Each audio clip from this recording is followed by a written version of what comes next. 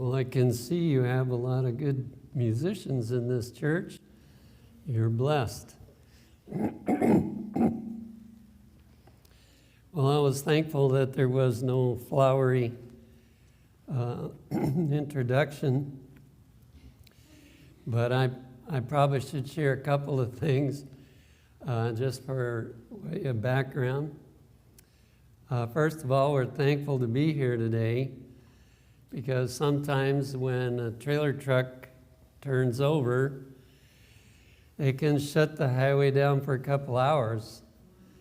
And if that had been the case, we wouldn't have made it. So we're thankful.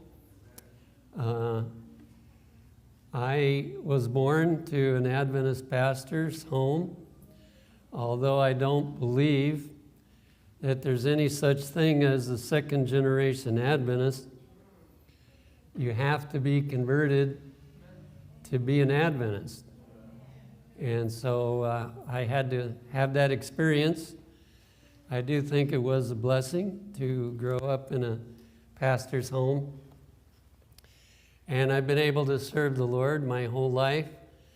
The largest period of time was spent in Wildwood. And probably at least quite a few of you have heard of Wildwood. I was the president for 27 years, finished in 2012. Since then, I've been serving as a pastor of one of Wildwood's churches. And I was blessed to be taken in the Army because then I was taken to Australia and I found the best wife you can find. And so she's here with me today and has been a blessing for over 50 years in my ministry. And I would say that I wouldn't be here today if it wasn't for the health message. I turned 81 this year. I'm able to work hard most of the day. Have to take a little more rest now, but the Lord has blessed. So I want to share with you the church's need for medical missionaries. Now, we've done a lot in regard to medical work, but it says it's supposed to be medical missionary work. Often the direction that things have gone is to the direction of very high prices, but that's not missionary work. So there's another kind of work that we as Seventh-day Adventists were called to do. And I thank the Lord for the privilege of serving in that area. In Zechariah 13, verse 1, it says, in that day, now it's the day that it's talking about is in our day, or at least it should be our day. And it will be very soon that this is going to be fulfilled. In that day, there shall be a fountain open to the house of David and to the inhabitants of Jerusalem for sin and for uncleanness. Now, don't get confused because it's offered to Jerusalem and to the house of David, because, as we know, God had to pass them by, and he had to establish the apostolic church. But the Bible still has those promises available to the Jewish people as well as to us. In Counsels on Health, page 209, it says, wonderful is the work which God designs to accomplish through his servants, that his name may be glorified. This is what needs to be done. Not that our name will be glorified, but that his name will be glorified. And Jesus demonstrated on earth how his name could be glorified. We're told he spent more time healing than he did preaching or teaching. And he didn't even charge for his blessings that he gave to people. And I'm not saying it can't be charged. There are overhead that has to be paid in some situations. But missionary work is doing as much as you can for people at the least possible expense. God made Joseph a fountain of life to the Egyptian nation. So he was an example of what God wanted to do for the world through Seventh-day Adventists. And really, through Joseph, the whole world kept alive. Through Joseph, the life of that whole people was preserved. Through Daniel, God saved the life of all the wise men of Babylon. You know, they weren't very pleased with Daniel, I'm sure at times, but they owed their lives to his ability to interpret the king's dream. So always God's people are to be a big blessing. And these deliverances were as object lessons. So we're supposed to learn from that. They illustrated to the people the spiritual blessings offered them through connection with God, the God whom Joseph and Daniel worshiped. Now, when we come to people's doors, and this work is legitimate to do that, but often they get the idea quite quickly that we want another member of our church. That's why we're coming. And they aren't able to see the blessings that Seventh-day Adventists are. And they kind of put us in the category of Jehovah's Witness and, you know, some of these others that are rather an annoyance to society. Like I say, that work does need to be done, and there's a place for that, but there's another work that needs to be done. So, through his people today, God desires to bring blessings to the world. Every worker in whose heart Christ abides, everyone who will show forth his love to the world, is a worker together with God for the blessing of humanity. So we have to do something that convinces them that we love them. And we can see how Jesus did that. And everybody realized Pharisees hated him, but the people that he was helping, they loved him because they could see that he loved them and that he cared about all of what they were suffering. So that is what we are to do. If we do that, we are a worker together with God for the blessing of humanity. Now we have a health center there at Wildwood, and people come for 11 days or longer for a program, and usually when they first come, of course, they all have illnesses that brings them there. I wish they would come and learn how to stay healthy, but most people aren't interested in that till they get sick.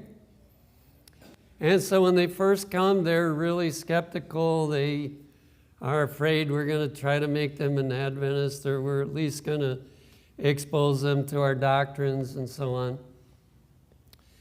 But when that doesn't happen, and they start getting treatments and other things that improve their health, their whole attitude changes. And they occasionally we have somebody leave, but it's really rare. Most people go away just so thankful they came. Why? Because we love them. They saw that we loved them. We saw that we weren't pushing our religion on them, but we were just loving them and taking care of them. And so their attitude totally changed. And there's always a certain percentage of them that want to become Adventists after they've been loved for a while. As he receives from the Savior grace to impart to others, from his whole being flows forth the tide of spiritual life. Now, spiritual life includes health. And so it's kind of giving us a general covering of what happens. We do need to help people spiritually. When they are sick, almost always, they are needing spiritual help. But it's not doctrines. They need to understand forgiveness sometimes. They need to understand God's interest in helping them get well. And there's a lot of things that go before doctrine to help people feel loved. But this is a tide, it calls it a spiritual life. Christ came as the great physician to heal the wounds that sin has made in the human family.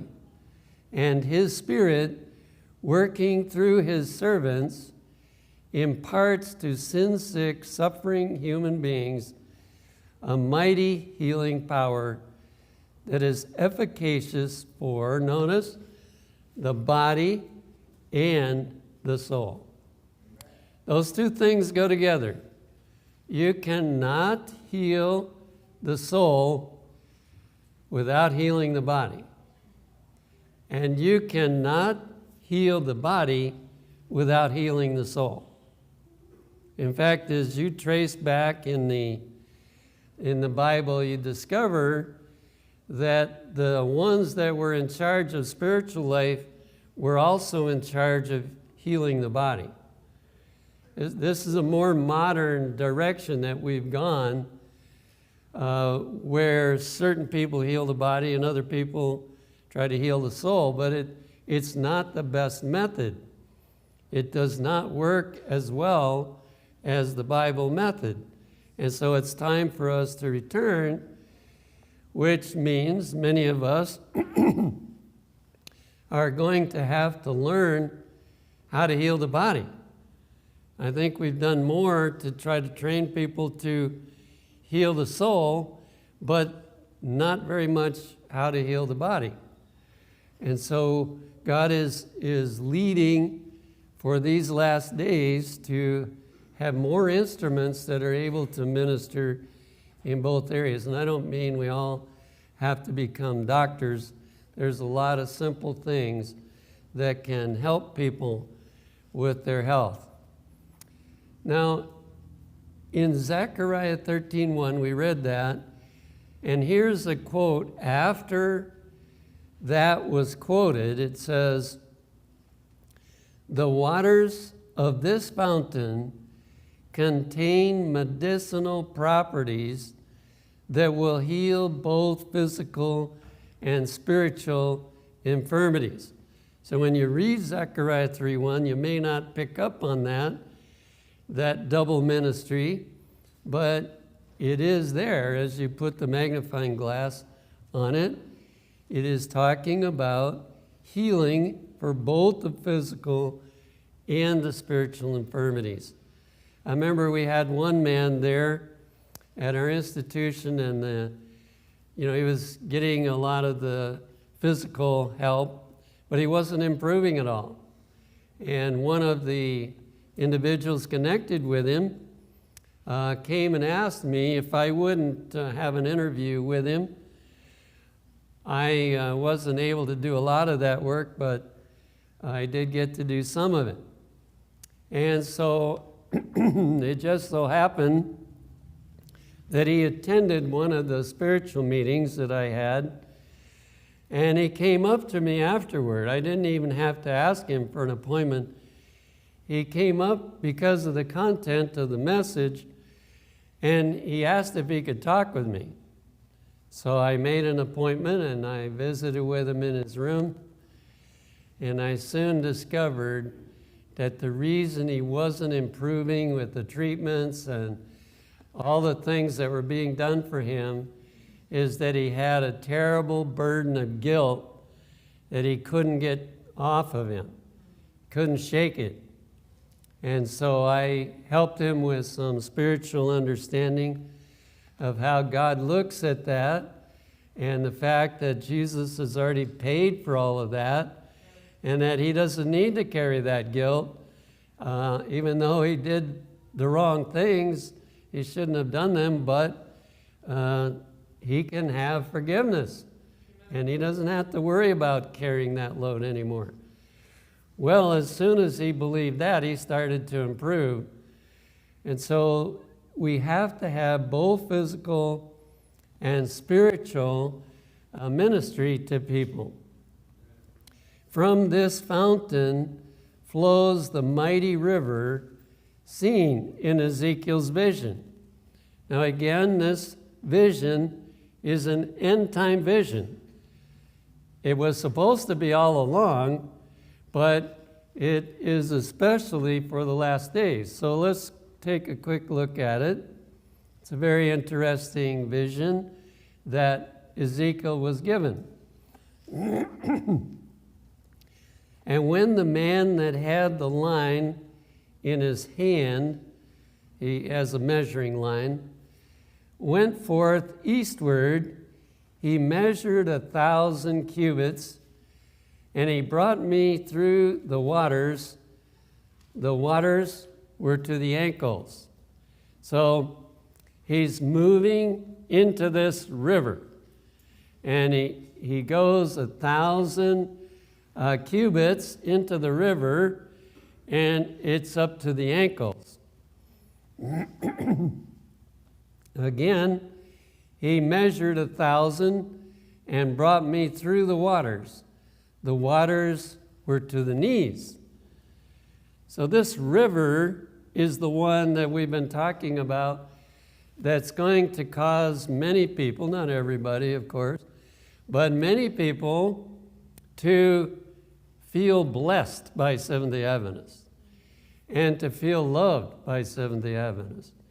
And so this is on the increase because more Adventists are getting involved, and the river's getting deeper now.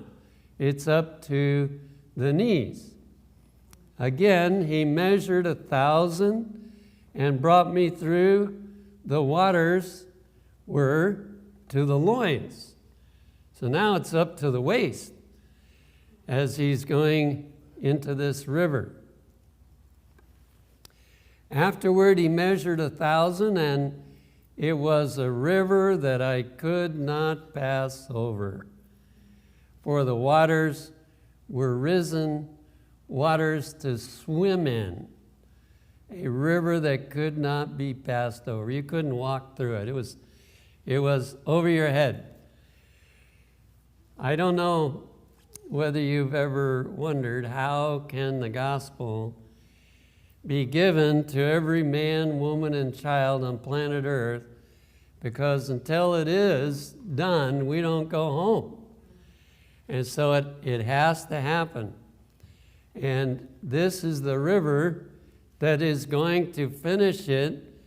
And so as soon as we get the picture of the blended ministry of spiritual and physical to where we can practice it, then the river's going to get deeper and deeper, and it's going to cover the whole earth.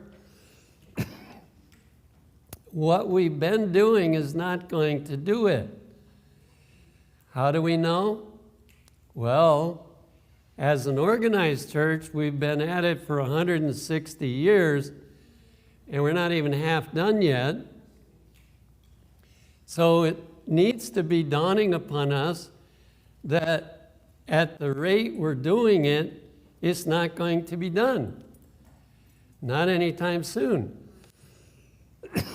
And yet, the signs are telling us that it's almost here. In fact, I'm surprised that the Sunday law hasn't happened already. It's just hanging there.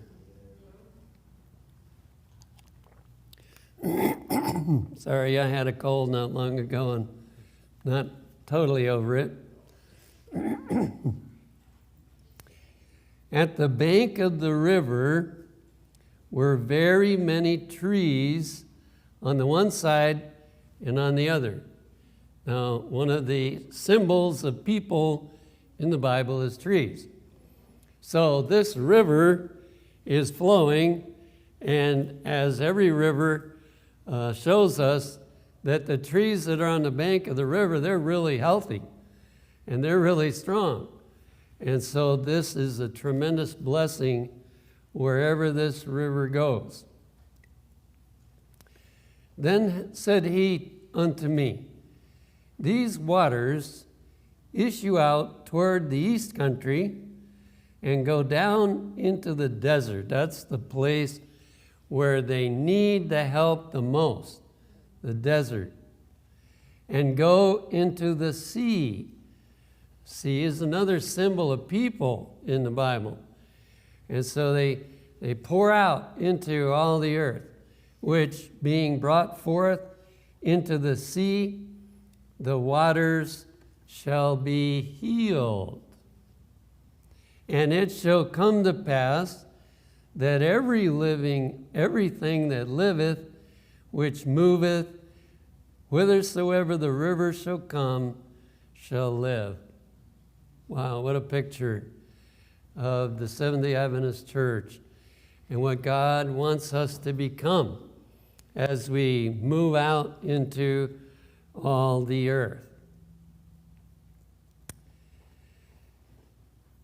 And by the river, upon the bank thereof, on this side and on that side, shall grow all trees for meat or food, whose leaf shall not fade, neither shall the fruit thereof be consumed. It shall bring forth new fruit according to his months, because their waters, they issued out of the sanctuary. Notice where it's coming from. That's where Jesus is, in the sanctuary up in heaven. And it didn't take that long for the investigative judgment. It really could have been finished long ago. But he's there in the sanctuary, and he's seeking to pour out this blessing. It shall bring forth new fruit according to his months, because their waters, they issued out of the sanctuary. And the fruit thereof shall be for meat or food, and the leaf thereof for medicine. Now, you have to be very observant of this passage to see what it's really talking about. Medicine here means the remedy. We have been given, as Seventh-day Adventists, all kinds of water treatments that will benefit people. In fact, my wife discovered one for high blood pressure. Most of our life, neither one of us had high blood pressure, but for somehow in our older years, we started having that difficulty. But we didn't want to take medicine. We wanted to find a natural means for bringing it down. Well, she discovered several things. Walking is one. Another one is a hot shower, as hot as you can handle. And then they have these thermophores that give heat, and you put that on the back. And so there have been not lately, things are going better now due to the walking program and all. But occasionally, my blood pressure will be up. It doesn't go up during the day, but at night, it may be up to 170 or 80. And so I'll take a walk, I'll take a real hot shower, and put some heat on the back. And by the time I go to bed, it's down to 115. And so, God has given a lot of remedies to handle. Now, that's not a prescription for anybody that's got high blood pressure, but you might experiment with it and see if it helps you. In the book Education, page 192, it says, "The springs of heavenly peace and joy unsealed in the soul by the words of inspiration will become a mighty river of influence to bless all who come within its reach." Now, it's hidden there too, but in inspiration, there is also the evidence of the medical missionary work, and it is both the spiritual information in the Bible and the medical missionary that is to be making up this mighty river. Let the youth of today, the youth who are growing up with the Bible in their hands, become the recipients and the channels of its life-giving energy. And I see you have quite a few young people here, so I hope that you will be interested in the medical missionary work and what streams of blessing would flow forth to the world. So that's God's desire. He needs people to do what Jesus did when he was on earth and to bring to the whole world, the greatest disappointment that people have ever had was to come the day after Jesus died and found out he was no longer around. But they soon found out that the disciples could do the exact same work. And so this was a tremendous blessing after that very sad experience of losing Jesus. And really that's his plan, that every Seventh-day Adventist will be able to do the work that Jesus did. Continues, it says, influences of whose power to heal and comfort we can scarcely conceive. So how much we would be loved, we can hardly imagine what it's going to be like. We're used to doors being slammed in our face. We're used to people rejecting us.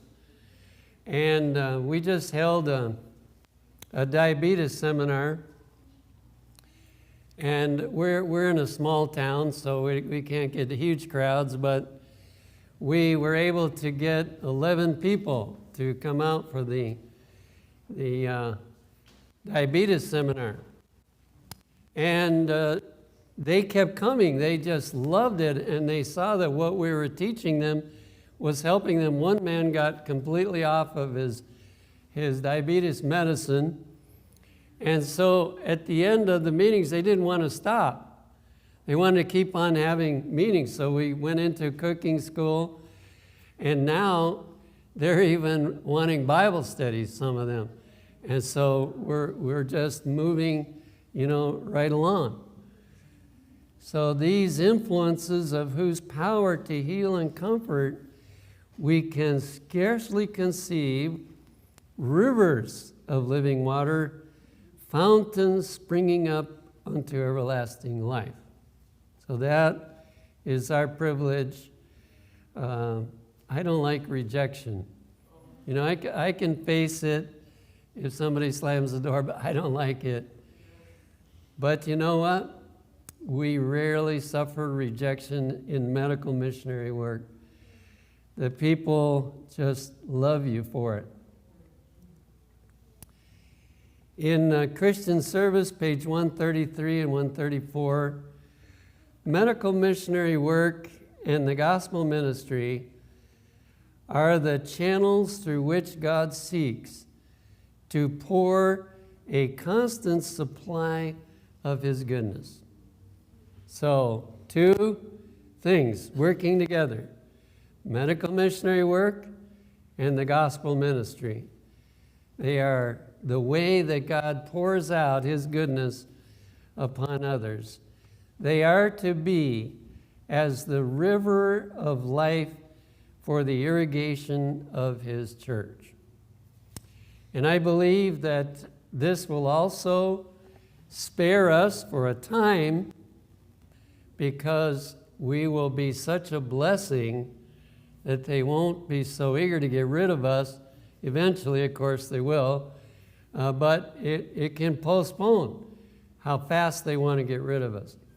Wildwood, all around the area, has a very good name. They just love Wildwood. Tell them where you're from.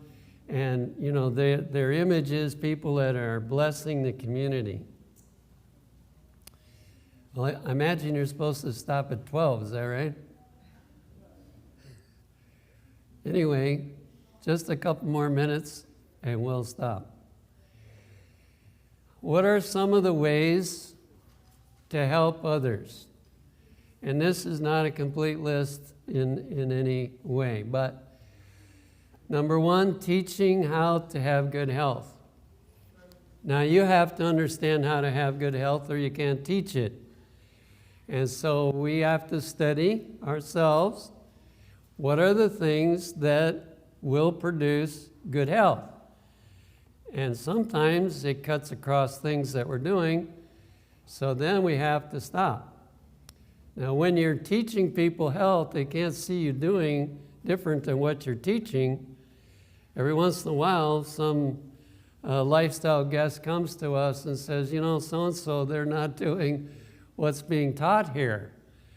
And so you have to live by it, and then you can teach it with effectiveness. Number two, teaching how to prepare healthy food. That's a really big one.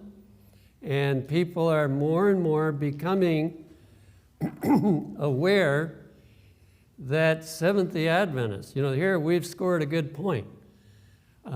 Years ago, a study was done. Seventh-day Adventists live 7 years longer than the average Californian. Now they did another study, and I believe it's 12 years. But I think it could be more like 20 or 25 years if there was across the board a practice of the health message, and especially eating healthy food. Number three, building lifestyle centers. Now, they don't all have to be as big as Wildwood and Uchee Pines. There are many of them that are just small homes. It can take 2 or 3 people and give the blessing to those that need it. So there's a lot of room for lifestyle centers. Number 4, there needs to be an Adventist restaurant, and in bigger cities, more of them, where people can eat healthy food and start experiencing better health.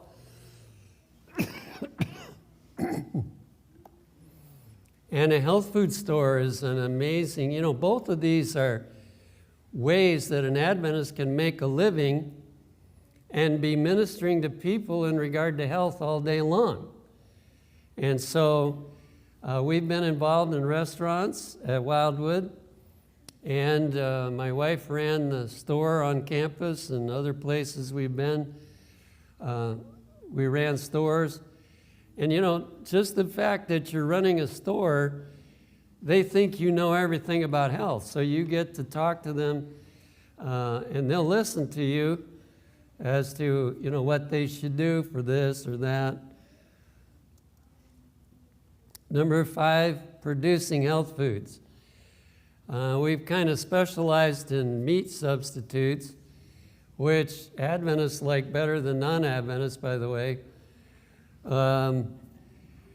But there's a vast array of healthy foods that could be made and sold. And one of the objectives that we're supposed to have as Adventists is to keep the price low so the poor people can afford it. So you have to do some investigation how you can do that. But we need to produce, and that's another means of earning a living. I should say this too, I can see with the events that are taking place that it's going to get harder and harder for Seventh-day Adventists to work for non-Adventists. And so I believe it's time for us to be thinking about getting our own business in whatever way we can do it, as many of us, and then you can help other Adventists have a place to work as well.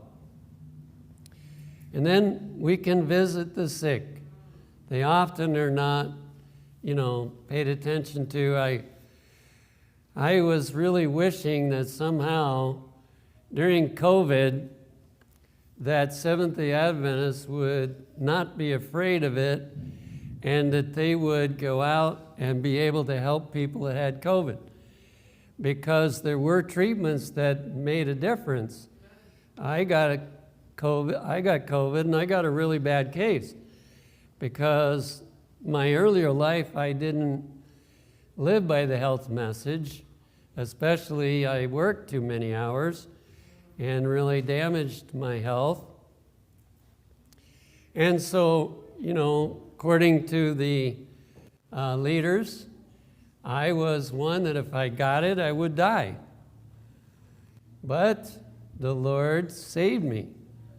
And one of the ways he did was through hydrotherapy to keep the lungs in healthy enough condition that they wouldn't, have to go in the hospital, because it was a very large percentage of people that went in the hospital that didn't make it out alive. Once they got on the ventilator, it was really unfortunate. So these things really pay off in all kinds of ways, and I hope that you have seen a little more of the vision. I'm sure some of you already had some of the vision, but to see the vision that God has for us, and one of the best places to learn about how to live healthfully is through the writings of Ellen White.